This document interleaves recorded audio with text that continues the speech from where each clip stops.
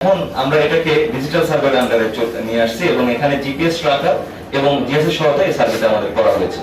এবং আপনারা জেনে খুশি হবেন যে এই প্রত্যেকটা জিনিস আপনারা প্রত্যেকটা রোড আমরা যেটা সার্ভে করেছি আপনারা সবকিছু এটা স্যাটেলাইট ইমেজের উপরে দেখতে পারবেন। সেরকম ব্যবস্থা আমরা রেডি করি। মোটরসাইকেল দেওয়ার পর আমাদের যখন একটা অ্যাপস ছিল, তো সেক্ষেত্রে যখন কোনো রাস্তা শুরু উনি সার্ভেটা শুরু করতেন তখন ওখান থেকে স্টার্ট পয়েন্টটা নিয়ে উনি শুরু করতেন এবং আমাদের সবার সামনে মাইক রাখা আছে। আপনারা আপনাদের গুরুত্বপূর্ণ মতামত, সুচিন্তিত মতামত আপনারা প্রদান করবেন এবং সেটা আমরা কালেক্ট করব। আচ্ছা, তো এই প্রোগ্রামের শুরুতে সর্বপ্রথম আমি আমাদের প্রকল্প নিয়ে কিছু কথা বলে শুরু করতে চাই।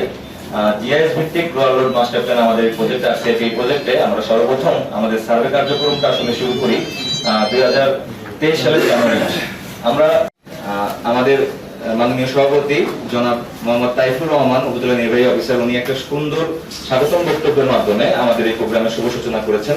এজন্য ওনাকে অসংখ্য ধন্যবাদ। উপস্থিত আছেন আমাদের উপজেলা ইঞ্জিনিয়ার মহোদয় এবং আমার সামনে উপবিষ্ট সম্মানিত রোড সার্ভে, ট্রাফিক সার্ভে এবং সোশিয়াল সার্ভে, এই ধরনের সার্ভে কাজ করছি এবং এইটা ওই সার্ভে থেকে আউটপুট আসছে।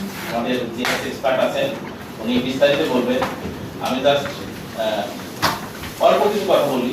সেটা হচ্ছে আমি engineer Shimul Kumar Kundu, GS specialist, BEDS counselling service. আজকের এই গ্রামীণ সড়কের পর্যায়ে এলজিডি সড়ক করে থাকে, আপনারা জানেন সেটা।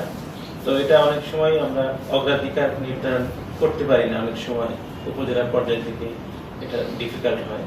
এটা কোন প্রযুক্তিতে করলে, কিভাবে চিন্তা করলে ভালোভাবে সম্পন্ন করা যায়। আপনারা জানেন যে আমাদের যে রুট লেভেলের নেটওয়ার্কটি কিন্তু এলজিডি করে থাকে। বাত ব্যথা, প্যারালাইসিস কিংবা আর্থ্রাইটিস, আধুনিক ফিজিওথেরাপি ও পুনর্বাসন চিকিৎসায় নির্ভরযোগ্য নাম ডিপিআরসি। একেবারে কৃষক পর্যায়ে, প্রান্তিক পর্যায়ে মানুষ তাদের যে ফসল নিয়ে আসবে, তারপরে মানুষ চিকিৎসার জন্য একটা অ্যাম্বুলেন্স যাবে, একটা পাকা রাস্তা কিন্তু অনেক উপকারে আসে গ্রামের পর্যায়ে। তো সেই কাজটা এলজিডি করে থাকে, তারা রোড আইডি দিয়ে এটা অগ্রাধিকার করে থাকে। তো কোন বেসিসে করলে, কিভাবে এটা নির্ধারণ করলে ভালো হয়, আপনি জানেন যে একসাথে সবগুলো করা সম্ভব না। প্রতি বছর কিছু কিছু বরাদ্দ এসে থাকে, তারা সেই অনুযায়ী করে থাকে। আজকে আমরা সেটাই দেখব যে কোন মেকানিজম অ্যাপ্লাই করলে সেটা ভালো হয়। এটা ওপেন ডিসকাশন হবে, আপনারা মতামত দিবেন, আমরা শুনবো। আমার মনে এটা খুব ফলপ্রসূ একটি কর্মশালা হবে। এর আয়োজনে যারা সম্পৃক্ত রয়েছেন তাদের সবাইকে সাধুবাদ জানাই এবং আজকের কর্মশালার আমি শুভ উদ্বোধন ঘোষণা করছি।